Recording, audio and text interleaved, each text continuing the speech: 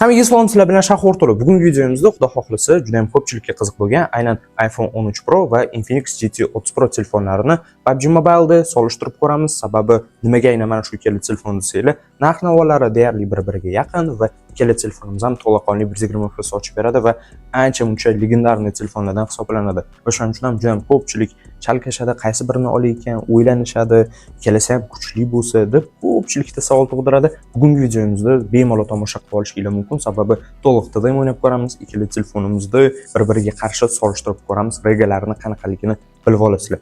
Va sizlarga videomizni boshlashdan oldin Telegram kanalimni tavsiya qilib ketmoqchiman. Telegram kanalimni shunday ekraningizda chiqardim. Bitta o'tinglar, telefoningizga qotayotgan bo'lsa optimizatsiya, 120 FPS qilib berish xizmati, har qanaqa telefonga, iPhone'ga ham, Androidga ham va sizlarga alohida bitta aybni tavsiya qilib ketaman.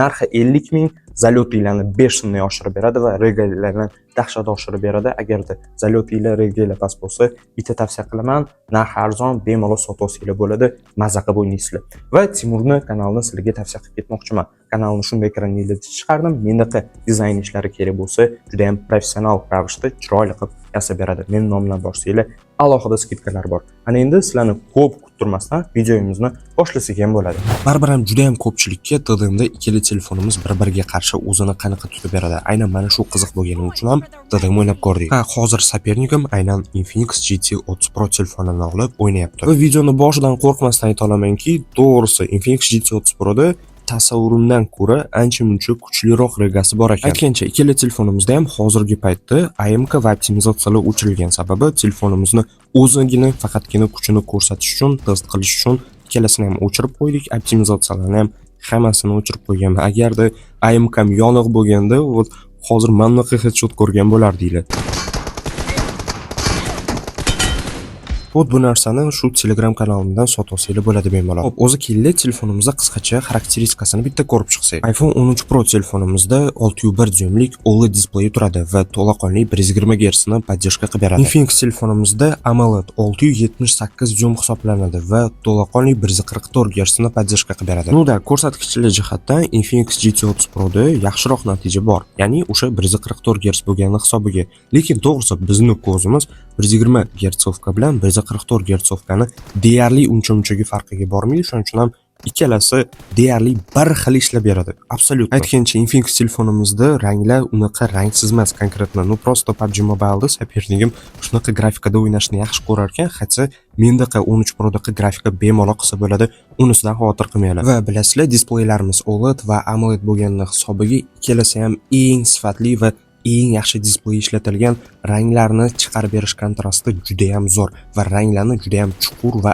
aniq qilib ochib beradi. Protsessorlarimizga keladigan bo'lsak, iPhone 13 Pro telefonimizda Ion 5 Bionic chipi ishlatilgan. Infinix telefonimizda protsessorda MediaTek Dimensity 8350 Ultimate chipi turibdi. Bu borada ham protsessorlarimizni ajratib bo'lmaydi, sababi ikkala protsessorlarimiz ham juda ham kuchli va PUBG Mobile'da ikkala telefonimiz ham to'laqonli 120 FPS ni ochib bera oladi. Xo'p, ana endi TDMdagi o'zimni hissiyotlarimni va qanaqa kamchilik va qanaqa plus tomonlarini sanab bersam. Men sizga asosiy birinchi narsalardan bittasi bu albatta pikanya. Pikanyalarda Infinix telefonimizda ozgina muammolar bor. Qanaqadir ozgina kechikish bo'layotganday lichni o'zimga tuyuldi. Bu narsa sopernikimga umuman bog'liq joyi yo'q, sababi Infinix telefonida lichni o'zim ham o'ynab pikanya qilib ko'rdim. O'shanda ham bittada farqni realni his qildim. Pikanyalar bo'yicha ham to'g'risi men katta ustunlikni baribir 13 Pro ga beraman. Chunki konkretno pikanyalarni yaxshi ushlab berdi Infinixga qaraganda. Xo'sh, movementga keladigan bo'lsak, bu albatta o'sha harakatlanish silliqligi ikkala telefonimizda ham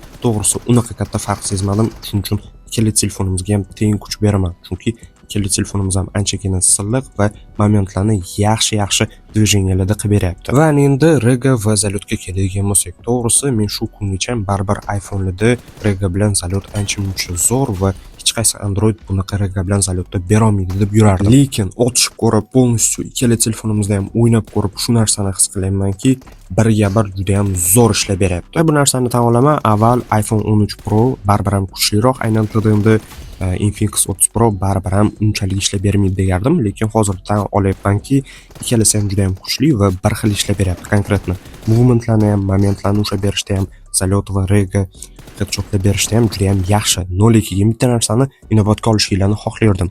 iPhone 13 Pro 2021-yil ishlab chiqarilgan.